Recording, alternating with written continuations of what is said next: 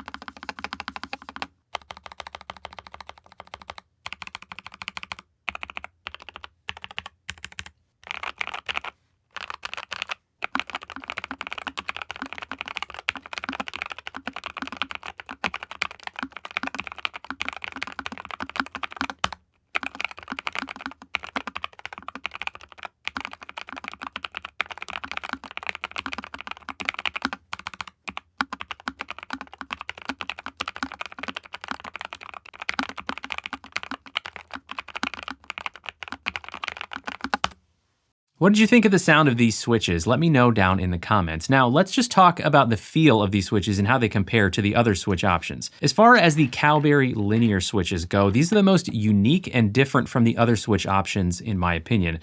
They offer a quieter and lower pitch sound with a slightly softer feel compared to the other linear switch options. The weight of them is very middle of the road. It's not light, but it's also not heavy. The Allo switch is much lighter and also very loud, very clacky. The classic Gateron Red switch is a bit louder as well and more middle weight. These Cowberry switches are definitely the thockiest, but they're also the quietest linear switch option available for the Air75 V2. And now for the Moss switches. I was hoping that I would like these a little bit more than I actually do, but they are different than the other two tactile switch options. They don't have the quieter, deeper sound and softer feel that the Cowberry switches have, which is unfortunate. That's kind of what I was looking for. They're still pretty clacky like the classic brown switches, but they're also not as quiet as the wisteria switches. Now, the one thing that is significantly different as far as compared to the other two is that they do have a much sharper tactile bump than both the browns or the wisterias. They're definitely the most tactile feeling of the three, and the force required is just a little bit heavier than brown switches, so they're a little heavier,